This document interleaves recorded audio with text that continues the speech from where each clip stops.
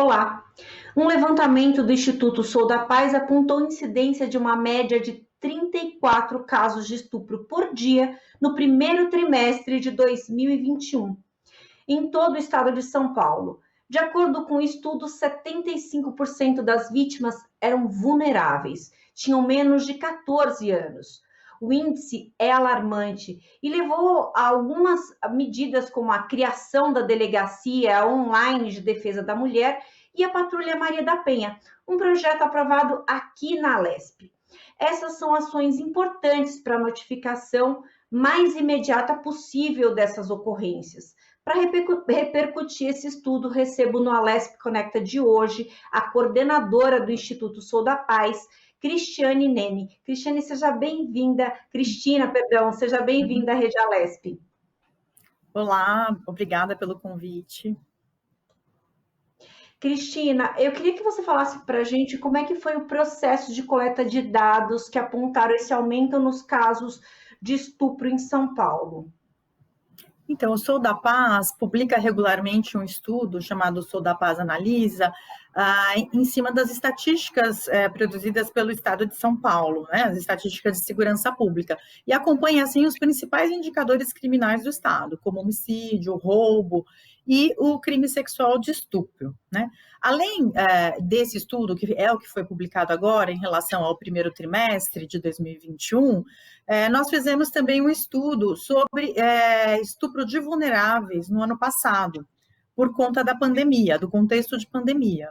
Em parceria com o Ministério Público e com o Unicef, a gente analisou os microdados desses casos, nos anos de 2016 até o primeiro semestre de 2020, para fazer um perfil mais detalhado dessas ocorrências, né? Então, esses dois estudos nos trazem evidências, informações de que esse é um crime que segue um padrão muito estabelecido, e que agora, com esse dado do primeiro trimestre, a gente vê que foi o único crime que aumentou o registro, né?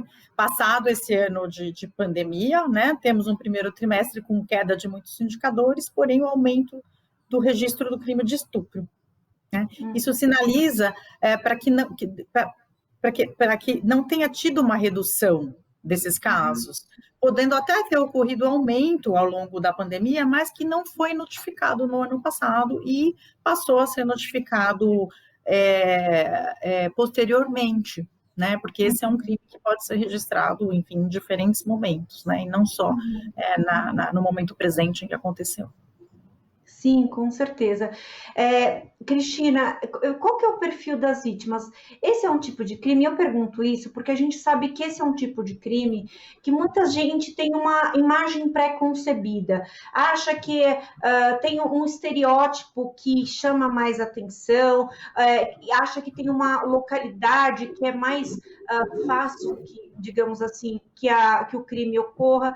Eu queria que você falasse um pouco sobre esse perfil das vítimas, para que a gente entenda um pouco melhor sobre em que contexto ele acontece.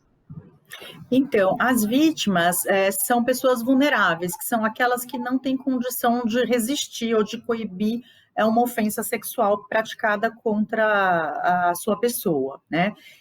São crianças e adolescentes menores de 14 anos, e também adultos, né, enfim, outra faixa etária, que a pessoa tem algum tipo de dificuldade, algum tipo de deficiência, né, ou que tenha bebido bebida alcoólica, por exemplo, e que acaba sendo abusada nessa situação. Só que a grande maioria é a criança e adolescente até 13 anos, né?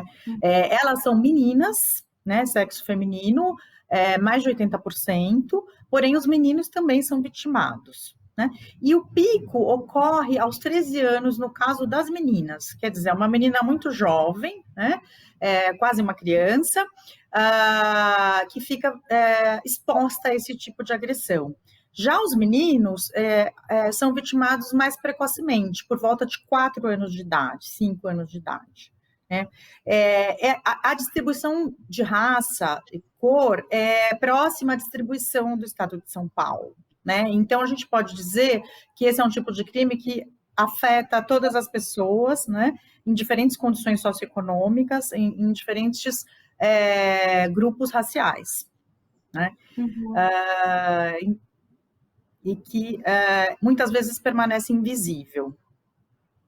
Sim, eu acho que é uma informação muito importante, porque muita gente cria esse estereótipo da vítima, acha que tem uma ligação, o agressor foi despertado por um determinado tipo de comportamento, pela roupa, enfim, as pessoas criam muitas coisas em torno da questão do estupro, e os dados apontam que não é por aí. Inclusive, se a gente considerar que a maioria dessas vítimas são crianças, então quer dizer, não há que se falar numa roupa curta porque era uma criança, né? Então, e me parece, eu dei uma olhada um pouco mais aprofundada nos dados, tem casos, inclusive, em berçários, né? Então, quer dizer, isso demonstra que a questão da roupa não é o fator, então existem outros fatores aí envolvendo a questão que são muito sérios, né? Você pensar que, de repente, sei lá, uma criança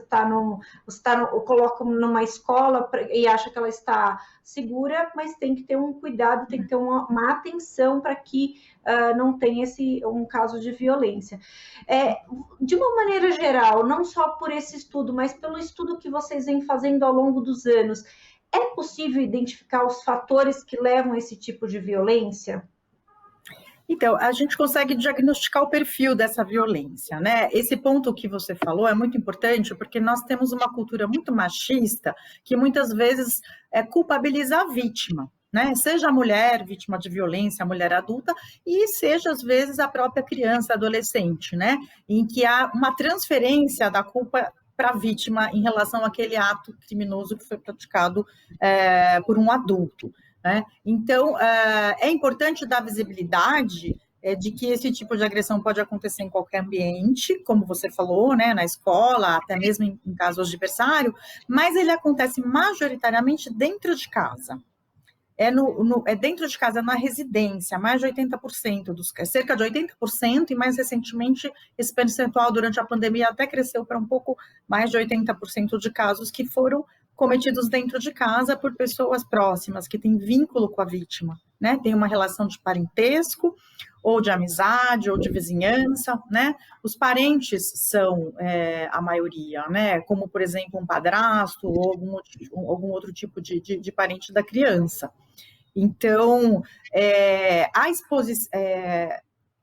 os fatores de risco que permitem que isso aconteça é a falta de supervisão, né? A criança fica mais exposta a possíveis agressores, mas é um crime muito difícil, né, de ser enfrentado, mesmo se você pensar do ponto de vista da segurança pública. A gente tem que ter um trabalho de base, de educação, de supervisão familiar, de acesso a outros vínculos que não só os de parentesco, para que outros adultos possam estar olhando essas crianças e saibam identificar os sinais, né, que elas passam a manifestar quando começam a ser agredidas, né? Então, o olhar do adulto e a capacitação, mesmo em termos sociais, de toda a sociedade, não de profissionais apenas, é muito importante para estarem atentos a esse tipo de possibilidade. É um risco ao qual as crianças estão sujeitas, porque elas ficam indefesas, né? E muitas vezes, se a gente pegar agora exemplos recentes que aconteceram de agressão física, que levaram à morte, por exemplo, do menino Henri, havia evidências de que ele estava sofrendo. Ele chegou a falar, havia adultos que tinham conhecimento do sofrimento da criança, porém não tiveram coragem, não tiveram iniciativa, enfim, de fazer a denúncia, ou simplesmente se omitiram, né? E isso acontece de forma recorrente, né? Arrastando o sofrimento e muitas vezes podendo levar até a morte da criança. No caso de violência sexual, isso também acontece. Sim, a gente percebe quanto os profissionais precisam ter muita atenção com essa questão. Por exemplo, os professores são essenciais, me parece que nessa identificação da criança, infelizmente não de antever o fato, o ato em si, mas de socorrer, né, essa criança. E os médicos também. Você falando, eu me lembrei de um relato que eu vi no ano passado, de uma dentista que observou uma criança que estava sofrendo violência sexual pelo afundamento do céu da boca. Então, ele observou que aquilo era uma lesão característica, e aí fez exames, e a criança, inclusive, estava com doenças sexualmente transmissíveis.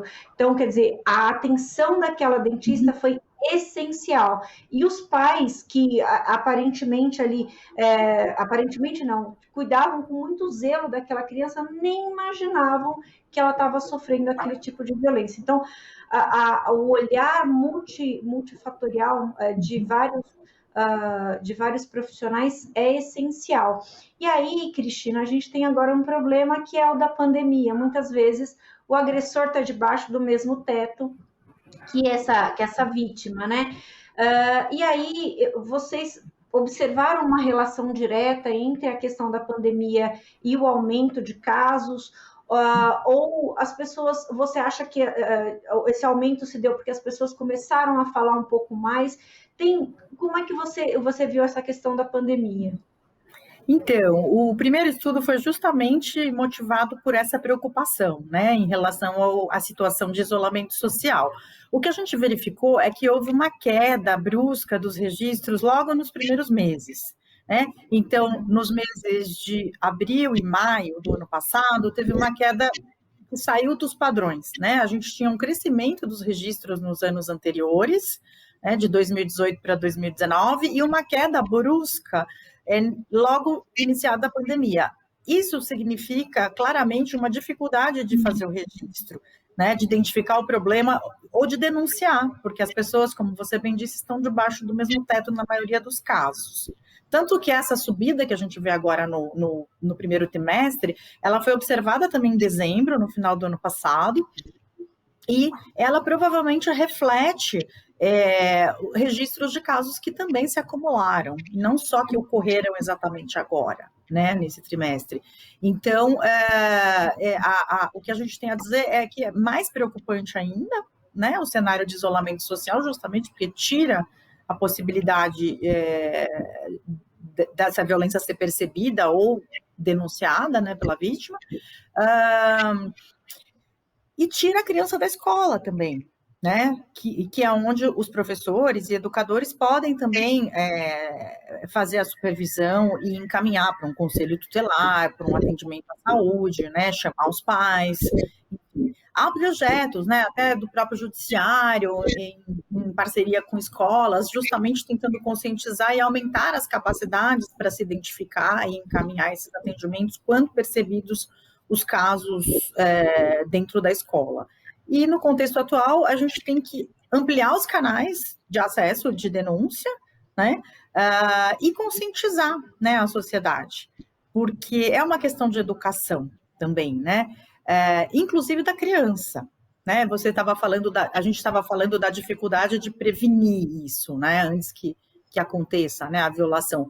Mas a educação sexual adequada para as crianças permite que ela comece a entender quando está sendo abusada, né? Claro que isso, em diferentes faixas etárias, vai ser mais difícil, né, de acontecer. Mas com orientação, né, da criança sobre o que é permitido e não é permitido em relação ao seu corpo, ela pode falar para as pessoas de confiança que alguma coisa estranha está acontecendo.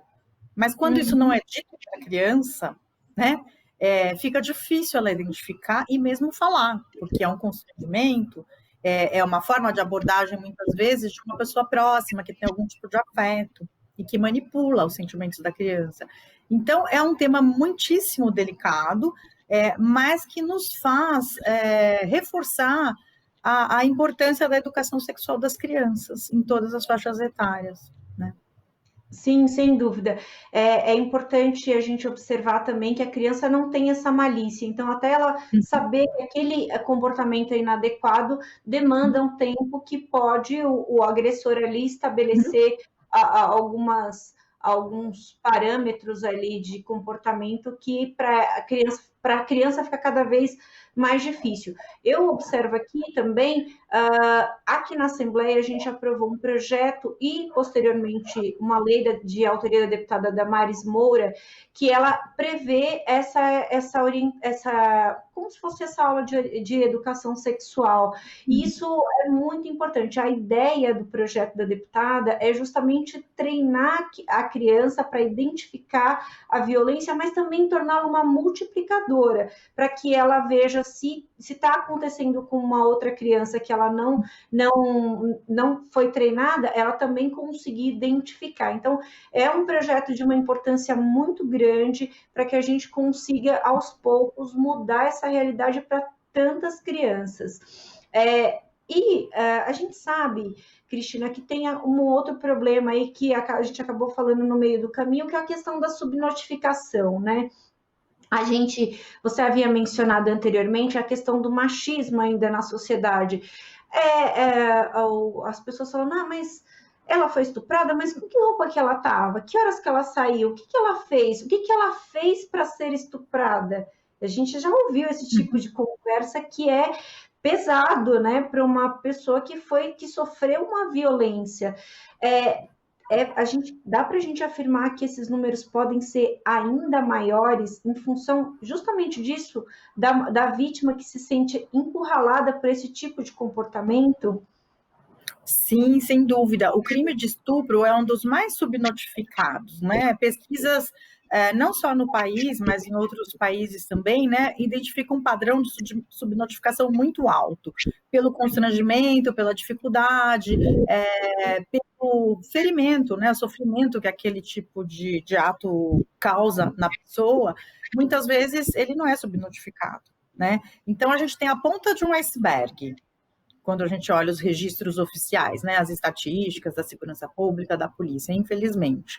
Então, é preciso encorajar as vítimas, né, adultas, enfim, a fazer a denúncia, nesse caso as mulheres, né, que são muito vitimadas com esse machismo, que é muito forte na nossa cultura, enfrentar, né, um sistema de justiça, né, de polícia, que também pode provocar um sofrimento, né, na medida em que você vai ter que repetir, falar daquele trauma novamente, mas é importante para poder identificar o agressor quando não for conhecido e para denunciar quando for conhecido, né, é fundamental. E nos casos das crianças, por mais absurdo que seja, às vezes esse tipo de padrão de estereótipo, de comportamento, né, em relação à sexualidade, principalmente das mulheres, se repete também, por mais tenra idade que a menina ou a adolescente possa ter, né? Então, elas também precisam ser educadas, né, e protegidas com valores antimachistas para poder se posicionar também contra esse tipo de atitude, né, que não venha vitimá-las, revitimá-las, né, com esse tipo de valor machista, né? Sim, e eu acho que é tão importante aqui entre nós, né, a gente falar também da educação dos meninos, de ensinar que não é não. Se a menina disse não, é não. Então, quer dizer, isso também parte de todo esse sistema que a gente precisa criar contra essa cultura do estupro e esse tipo, a aceitação a esse tipo de violência, né? Então, e aí vem a minha pergunta.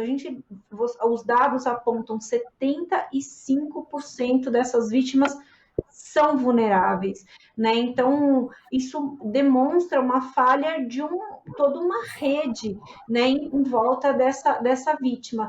E aí eu queria, na verdade, isso é uma opinião, até eu estou pedindo uma opinião pessoal, porque eu acho que isso vai até um pouco além dos números, do que a gente pode fazer para fortalecer essa rede de proteção, para evitar esse tipo de violência, para proteger essa potencial vítima.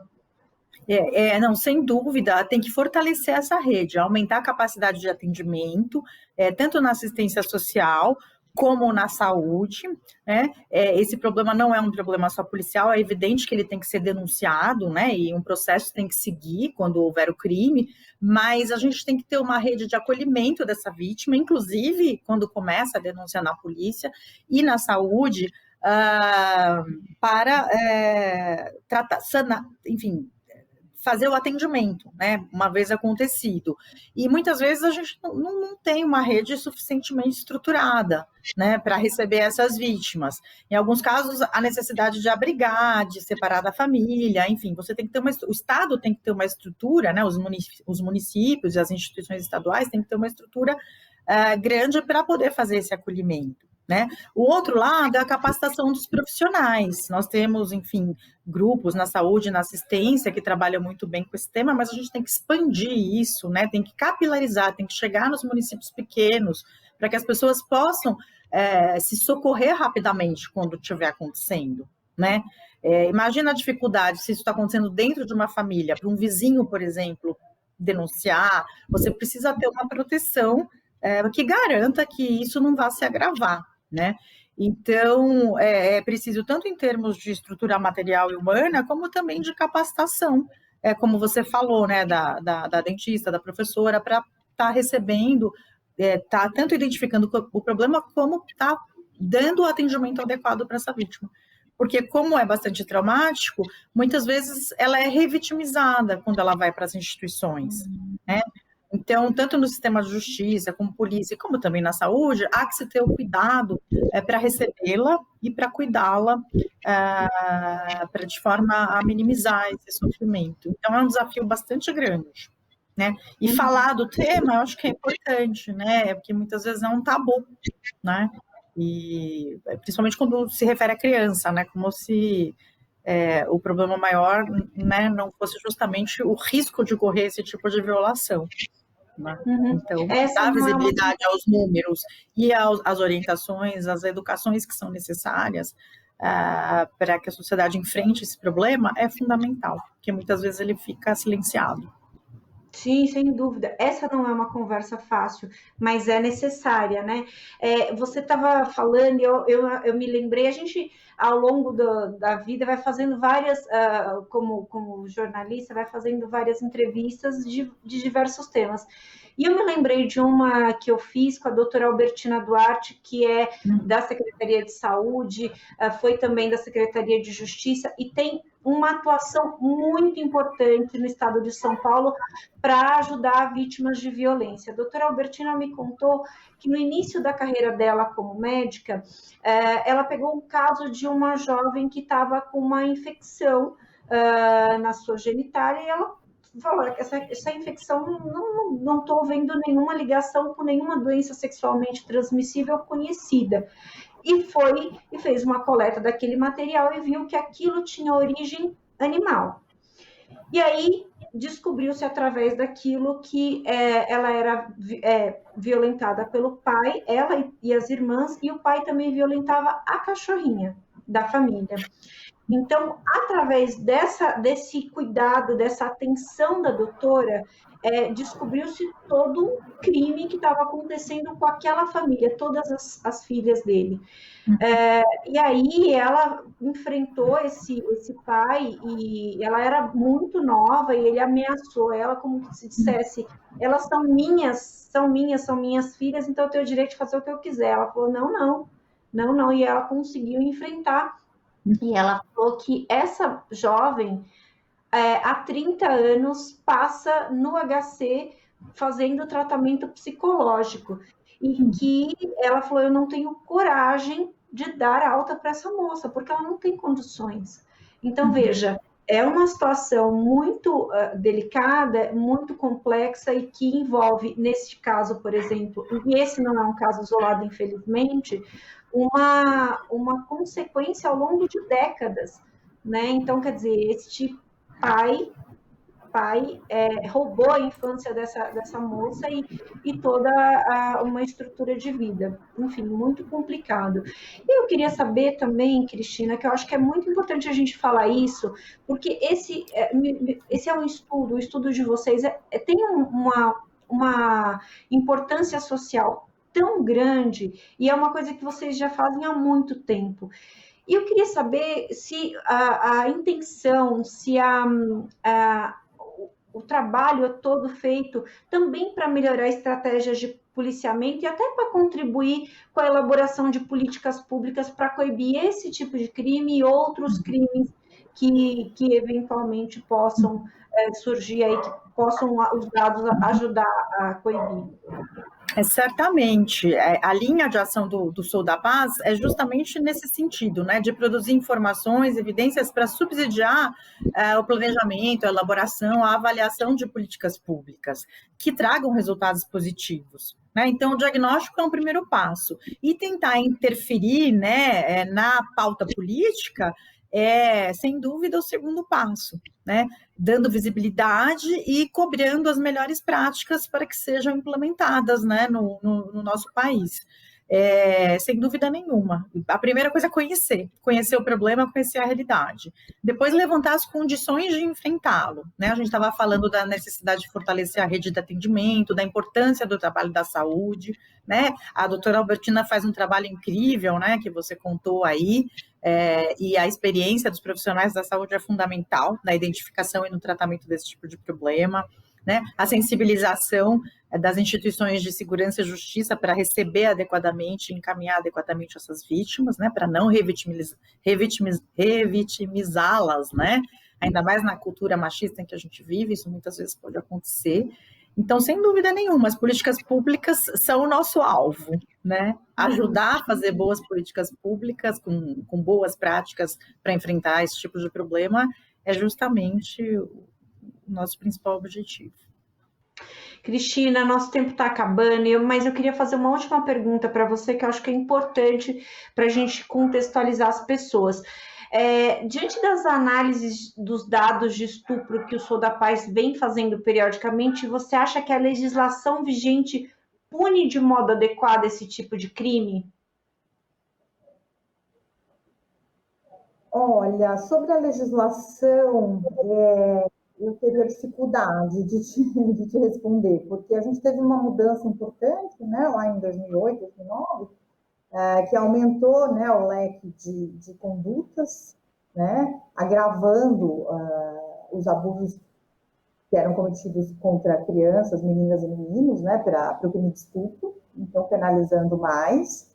E eu acredito que o principal desafio, embora tenha que ter punição, sem dúvida nenhuma, né? Mas o principal desafio é a gente conseguir prevenir um crime que é tão traumático, que atinge as pessoas que estão mais vulneráveis, não só as crianças, né, em ambientes domésticos, mas também as pessoas, as mulheres, as meninas que estão trabalhando, que têm que se deslocar, têm que andar na rua, em lugares muitas vezes não iluminados, percorrer distâncias sozinhas e acabam sendo ameaçadas e estando expostas a riscos que uma cultura machista, né, um comportamento agressivo contra as mulheres vem favorecer a vitimização.